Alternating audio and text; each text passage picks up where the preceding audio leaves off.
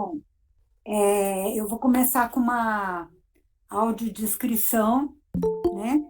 Então, eu sou uma senhora de cabelos escuros e longos e crespos, e sou uma mulher branca, estou num fundo branco e com uma roupa verde.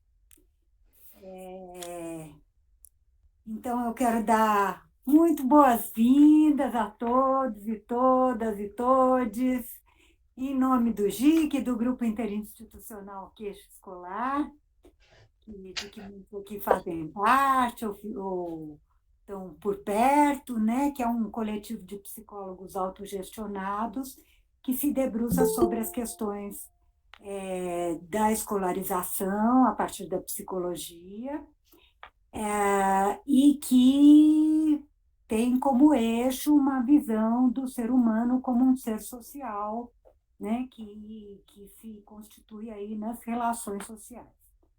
Bom, então eu queria dizer para vocês que o GIC sempre foi, né, como um grupo que tem um olhar atento, né, às questões sociais, às determinações sociais, a gente não poderia ficar alheio ao que está acontecendo hoje, né?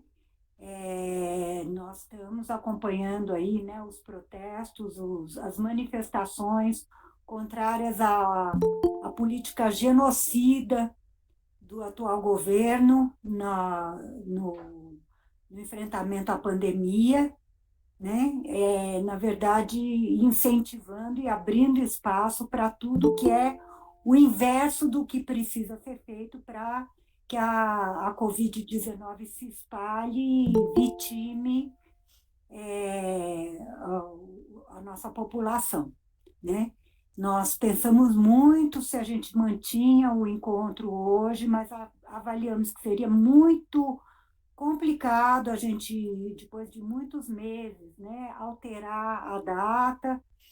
E a gente pensou também que essa é a nossa manifestação de protesto contra essa política genocida e seus apoiadores.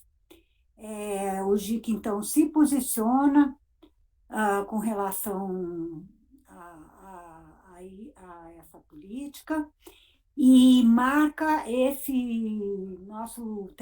os nossos trabalhos de hoje como trabalhos que não só se manifestam contrários ao modo como a pandemia tem sido enfrentada, né, pela política oficial, como também por um caráter construtivo, né? Quer dizer, nós estamos aqui reunidos para construir formas de lidar com as queixas escolares que adquirem novas cores, adquirem novas necessidades e exigem novos instrumentos, né, de nós psicólogos e de todo mundo que está lidando com essa situação de imenso sofrimento, tantos lutos e esse rastro de destruição todo. Então, essa é a nossa manifestação contra o genocídio e construindo modos de enfrentamento às queixas escolares no contexto da pandemia, né? Então, eu queria apresentar para vocês o João Ricardo Teixeira Leite de Souza. Ele é psicólogo, é mestre em psicologia da educação pela PUC de São Paulo e fez a formação em orientação à queixa escolar pelo Instituto de Psicologia da USP. Ele trabalha com clínica infantil e também especialmente com dificuldades escolares, com quem está passando por dificuldades e sofrimentos na vida escolar, e também com trabalhos de famílias. Então, o João vai estar fazendo essa fala de abertura. É um prazer e uma honra ter você, João.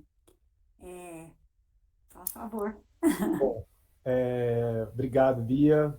Obrigado a todas e todos que estão presentes.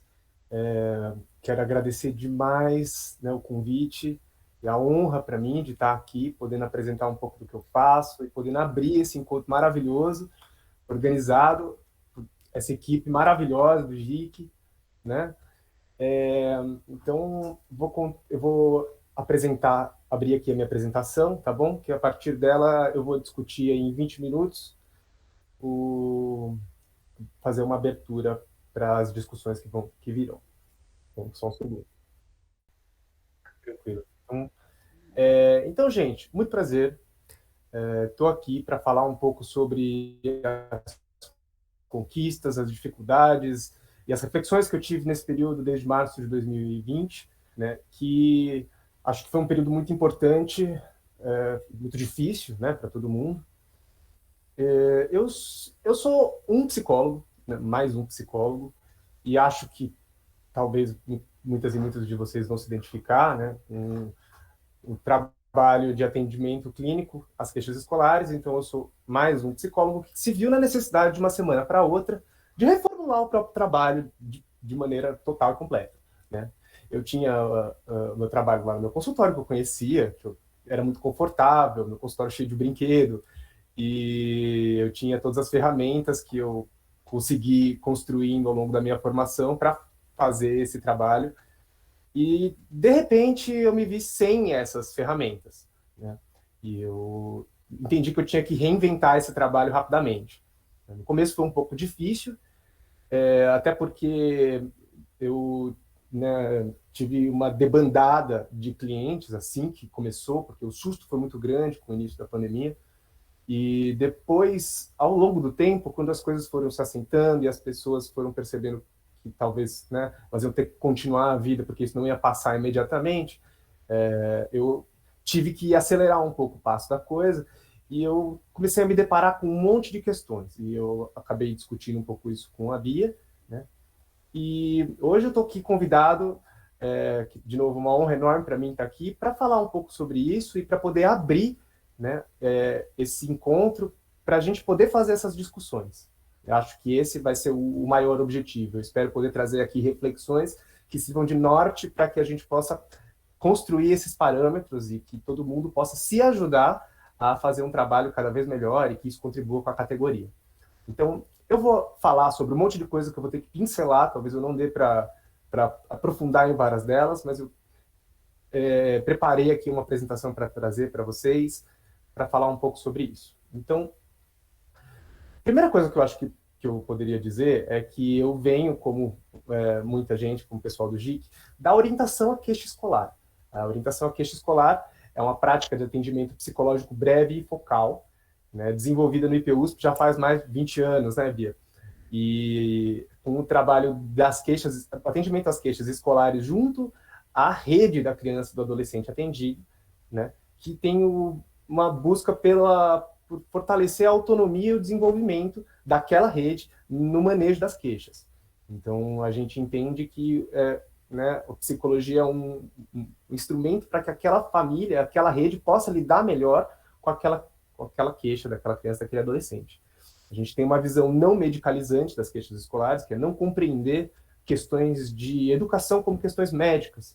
Então, a gente se preocupa muito em fazer avaliações compreendendo as potências daquela criança, aonde que na relação com o processo de escolarização aquela queixa se originou e como que todo mundo pode se articular para que a gente possa ajudar aquela criança, aquela rede. Eu não posso entrar muito mais detalhes, porque, né, a gente ia ficar aqui um dia inteiro para conversar, mas para quem não conhece, tem o portal da orientação à queixa escolar, onde tem inclusive o livro, né, da orientação à queixa escolar, que já é muito utilizado no Brasil inteiro, na íntegra, e materiais que foram construídos, inclusive durante a pandemia, é um recurso excelente, e eu recomendo a todos e todos que acessem e explorem esse material. E, basicamente, a gente, né? Eu falo a gente porque aqui tá todo mundo junto, né?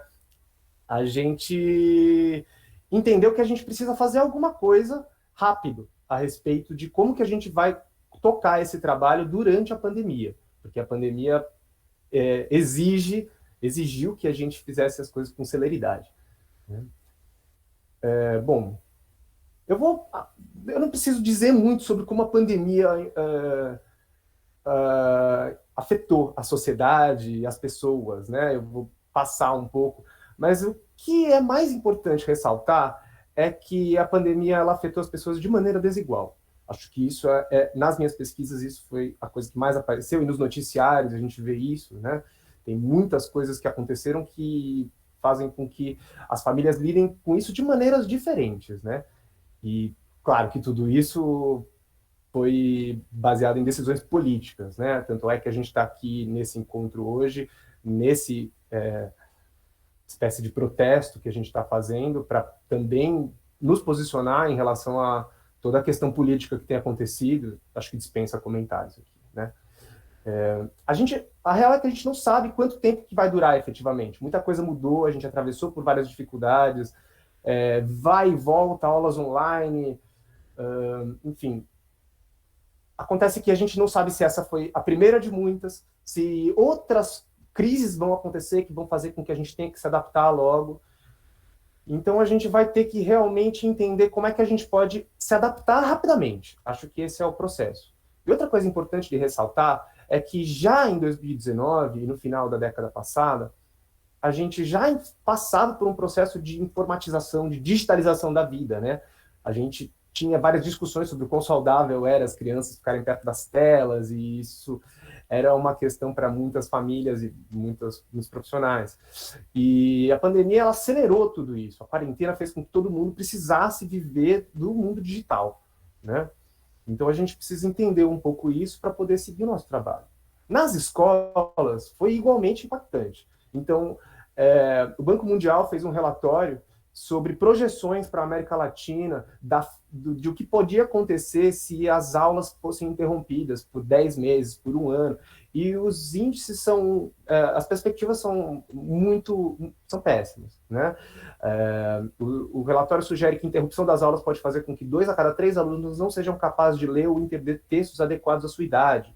A gente vai ter aí projeções de perdas de níveis de escolaridade gritantes, que podem, inclusive, contribuir com a queda do PIB de um país. E na América Latina isso é muito mais intensificado, por conta das diversas, né, do alto índice de desigualdade educacional que existe. Então, isso é muito importante para a gente entender também, até de um ponto de vista institucional, como é que as escolas vão ter que se posicionar, o que é que vai acontecer. Bom,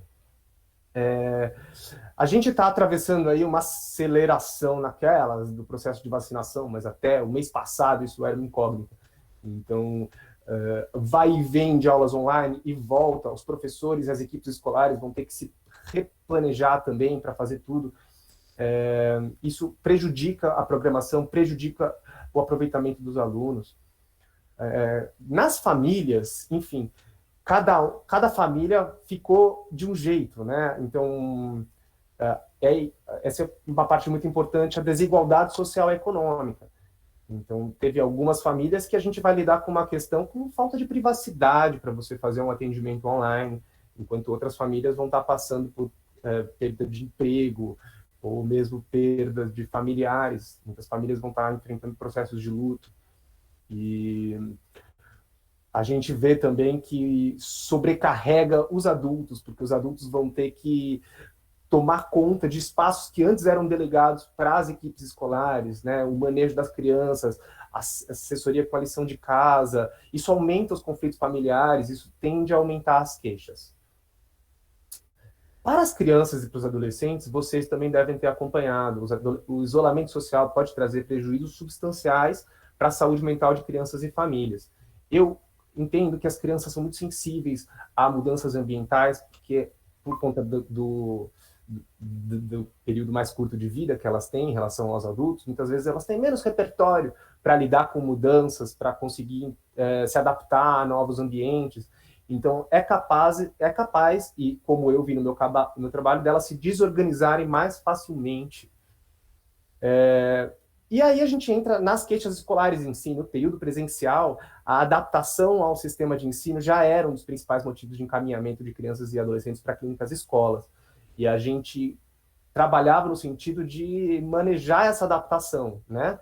E então a tecnologia fez com que muitas crianças e muitas famílias, muitos professores tivessem muito mais dificuldade. Isso adiciona mais uma camada de dificuldades ao sistema e com certeza a adaptação de muitas crianças a esse período foi muito complicado e muito turbulento, que provavelmente deve ter contribuído com a promoção de queixas.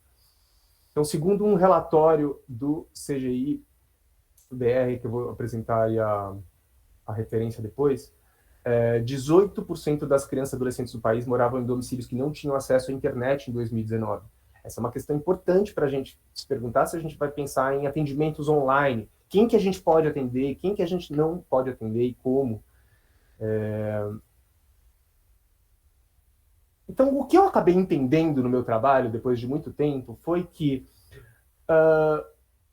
como as escolas, né, tiveram que se readaptar em um segundo, elas pegaram e transpuseram o sistema educacional que já existia para uma modalidade online. E de forma que, conforme eu fui acompanhando no meu trabalho, não sei se vocês se identificam com isso, mas o que eu entendi foi que as dificuldades elas mudaram de cara, mas não de estrutura. Então eu fiquei pensando e eu cheguei à conclusão de que os nossos objetivos do trabalho continuavam os mesmos. E os objetivos do trabalho da orientação à queixa escolar, na minha concepção, são fortalecer o desenvolvimento da rede e a autonomia daquela rede para lidar com a queixa. Se o objetivo do trabalho é esse, eu entendi que a gente precisava achar um jeito de lidar com esse novo formato, mantendo os mesmos objetivos. Olha, que estratégias novas que a gente pode criar para lidar com isso, né? Então, a gente precisa pensar em práticas novas e precisa pensar em novas possibilidades e evitar tentar fazer o mesmo, né? Pegar as mesmas estruturas e as mesmas modalidades de trabalho que a gente conhece e simplesmente transpor para o online, porque senão a gente vai acabar incorrendo em mais dificuldades. A gente tem que tentar entender o que oportunidades que esse mundo digital novo nos proporciona e como que a gente pode tentar lidar com essas queixas, com esse trabalho, né, de uma maneira nova. Enfim, foi um pouco disso que eu tentei fazer e que eu quero tentar apresentar um pouco para vocês. Eu fiz uma pesquisa para tentar entender o que é que eu tinha à disposição para poder ver. Eu não encontrei estudos sobre que trouxessem dados consolidados sobre saúde mental, sobre queixas escolares, muito menos em conformidade com o nosso embasamento teórico e técnico. E a legislação é muito recente, a gente tem aí uma resolução a resolução 11 de maio de 2018, tá? Ela institucionalizou que a gente poderia fazer atendimentos online, isso estava engatinhando. Só que, ao mesmo tempo, a legislação ela é muito rasa. Ela só fala que a gente pode. Não tem nenhum manual técnico, né? Ainda não foram elaborados documentos como, por exemplo, do CREPOP, que são tão importantes e tem um monte de material. E a resolução 4 de março de 2020 também fala um pouco sobre a pandemia, mas ela só pincela que a gente pode atender sem se cadastrar, não tem uma normativa. A sensação que eu tive foi de que a categoria ficou um pouco contou um pouco com a própria sorte nesse sentido, né? E acho que é até importante por causa desse encontro para a gente poder se organizar e discutir. Então, o que é que eu entendi que seria o importante para a gente seguir nesse trabalho? Então, o que eu entendi que é mais importante é que a gente deve ter o principal foco de intervenção na família. A família é a entidade que está ali com a criança e com o adolescente 24 horas por dia, principalmente numa situação de quarentena, de pandemia, onde todo mundo tem que ficar em casa. Queria fazer um adendo também de que eu estou falando dessa pandemia de Covid, que já mudou muito, mas a gente nunca sabe quando que a gente vai ter que se adaptar a novos modos de vida, né? Então, eu estou falando dessa, eu estou falando de próximas crises que podem acontecer. Então, a família são aquelas pessoas, né, os principais cuidadores que estão lá na organização principal da criança e do adolescente. Então, por isso que é muito importante a gente articular todas as intervenções junto com a família. Eu, no meu trabalho, eu tenho entendido que quanto mais próximo ficar das famílias, melhor o trabalho rende. Então, eu prezo sempre pelas intervenções que vão desenvolver um bom relacionamento familiar.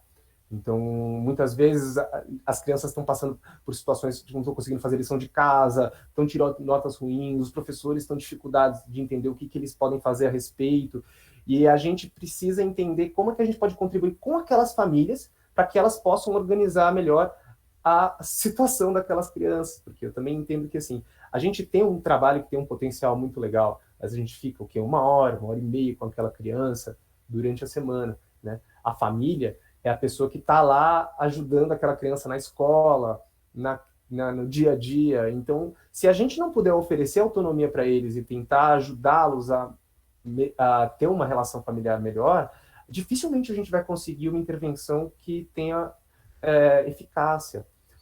É importante saber também que a pandemia é uma questão coletiva, é um problema coletivo, né, de ordem política. É importante a gente desindividualizar essa questão e tirar a culpa das pessoas de muitas vezes não estar conseguindo ajudar a contribuir com aquela criança na escola, ou tá com alguma questão de relação familiar. Eu vi muitas famílias se sentirem muito frustradas por acharem que não estão conseguindo individualmente organizar aquela criança, ou que elas são um problema da vida daquela criança, mas na verdade tem muita coisa acontecendo, né? Então a gente vai poder também manter maior proximidade com as famílias durante o atendimento. Os atendimentos online, eles favorecem isso, eu acho, porque a gente não precisa ter a locomoção. E então, nessa transição do atendimento presencial para online, eu senti um pouco que as famílias têm mais acessibilidade. Isso favoreceu com que eu desenvolvesse alguns tipos de intervenções. Junto às escolas, outros profissionais da rede, boa parte do nosso papel, já no presencial, na orientação à queixa escolar, era ir até as escolas, era fortalecer essa comunicação. E eu senti que esse era um papel muito importante que eu pude desenvolver também nos meus atendimentos. Oferecer apoio, discutir estratégias, fortalecer os vínculos com as escolas, com os profissionais envolvidos. Tem muito espaço para a gente poder trocar e articular estratégias, né? Isso não muda muito para o atendimento presencial. Então, a gente pode também trabalhar com essas escolas, com essas equipes, para falar um pouco, para trocar, levar um pouco do lado da família, o que é que eles já estão fazendo para solucionar a queixa, como que eles estão empenhados, fortalecer um canal de comunicação entre a escola, a família e o atendido, que muitas vezes pode estar perturbado pelas dificuldades que a escola enfrenta, que a família enfrenta, as pressões do sistema escolar. Vocês estão desculpando que eu estou falando muito rápido, mas é que eu tenho muita coisa para passar, eu vou tentar pincelar um pouco delas. Agora, eu queria falar um pouco também sobre as intervenções com as crianças e adolescentes, que muitas vezes fica muito difícil, né? Eu sinto que a questão da tecnologia ainda é uma dificuldade para muitos de nós psicólogos, e eu achei um jeito de trabalhar com os jogos online, quando eu virei e falei, sabe, tem vários jogos que são de graça e que você não precisa baixar nada. Que tipo de competências eu posso avaliar? Que tipo de trabalhos eu posso fazer? Os jovens, eles já conhecem as tecnologias, diferente do ambiente escolar, onde a gente está lá na função de alguma maneira, apresentar o mundo para eles. Muitas vezes os jovens já conhecem todo o universo digital, que a gente já tem dificuldade. Então, eu fui atrás de jogos online, de coisas que a gente pudesse fazer juntos. Eu entendi que, além de promover o vínculo, eu conseguia fazer uma avaliação de vários tipos de competências, de dificuldades que apareciam, né, de manejar comportamentos que aconteciam na relação. Mais do que isso, as atividades online, elas acontecem no ambiente natural da criança, né? No quarto dela. Isso permitia vários tipos de intervenções que a gente poderia fazer, de organização, de rotina.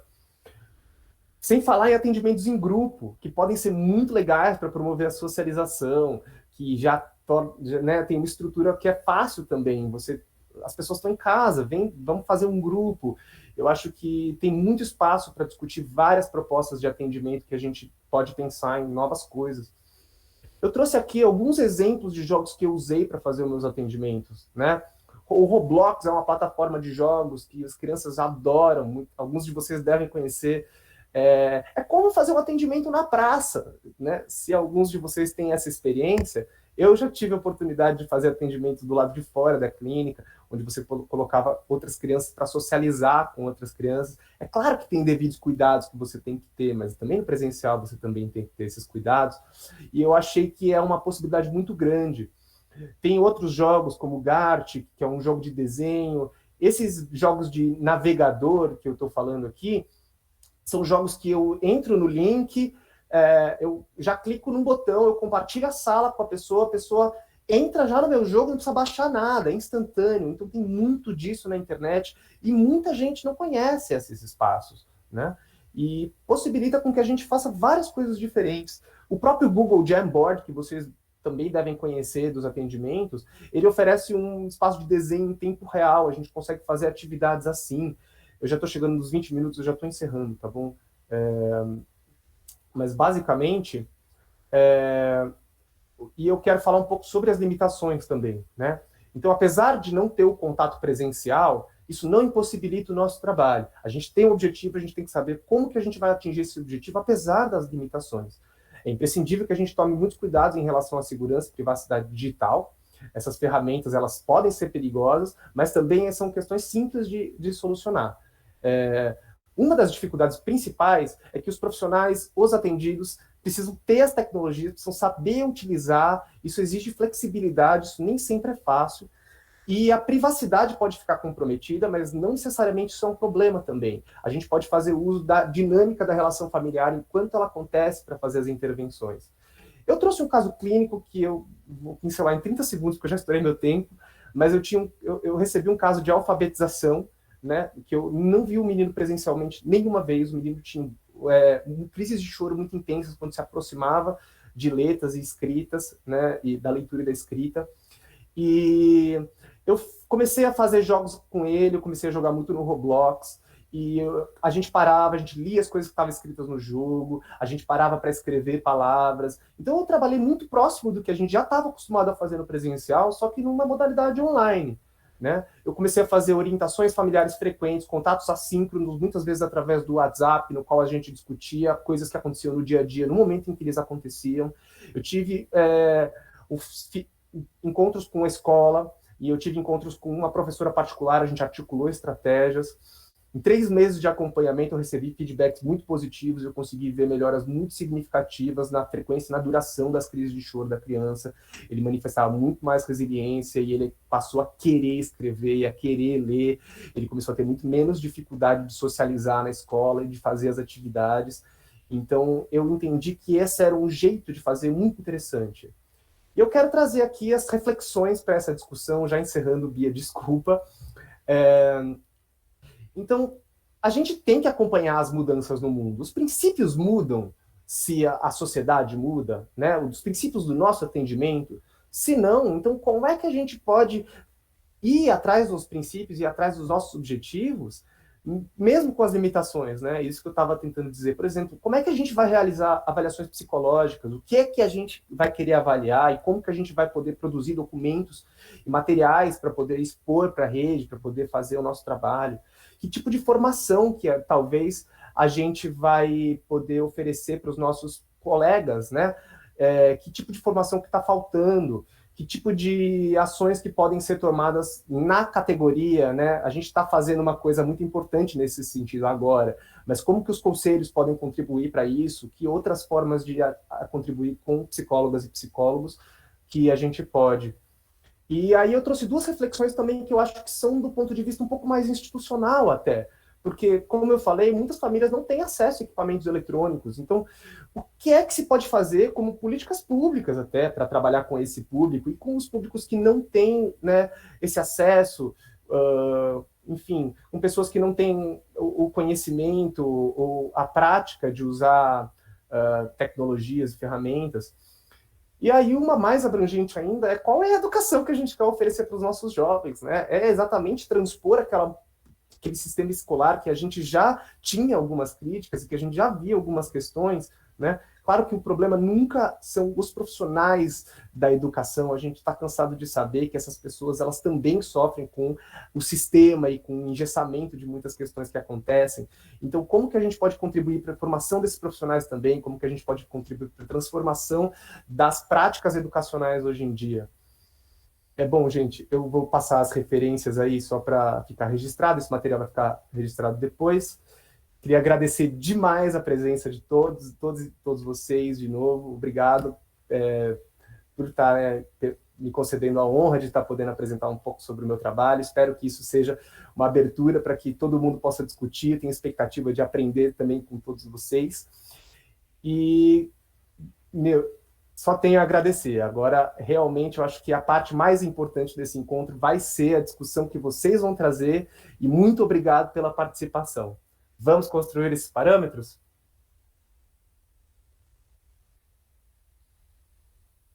Muito obrigada, João. Nossa, assim, vários pedidos para disponibilizar o material. Retomo que a gente vai, isso tudo foi gravado, né? E depois o GIC vai disponibilizar o vídeo com essa gravação, onde está sendo passado todo o PowerPoint do João. Pia, desculpa te interromper, mas eu fiquei também de falar para as pessoas que eu disponibilizo o meu contato para que as pessoas possam entrar em contato se elas quiserem falar, perguntar qualquer coisa, se comunicar, porque a gente provavelmente vai tentar proporcionar mais discussões a respeito disso, construir mais materiais. Então, quem se sentir à vontade, quem tiver qualquer coisa para contribuir, pode entrar em contato comigo, que em nome do GIC eu vou estar fazendo né, angariando essas pessoas para que a gente possa continuar essas discussões. Muito obrigado. Muito bom. Bom, agora, gente, então vamos às discussões nos pequenos grupos, né? O Vitor vai fazer a nossa divisão, a gente não precisa fazer nada, e reitero que depois, em 1h30, depois de 1h30 de discussão, é uma coisa automática, o sistema desliga. Aí a gente tem um intervalo de 20 minutos e vamos à síntese geral, a apresentação dos trabalhos dos pequenos grupos, onde a gente vai poder ter um painel e ver como é que os outros grupos também trabalharam, o que fizeram, uma síntese, um fechamento, e depois, mais tarde, o GIC vai trabalhar em cima, né, da versão extensa dos relatos das discussões em cada grupo, e vamos fazer aí um documento conjunto do evento e publicizar, tá bom? Então, muito obrigada, João. Foi muito rico mesmo. Faço minhas palavras que circularam aí nos comentários.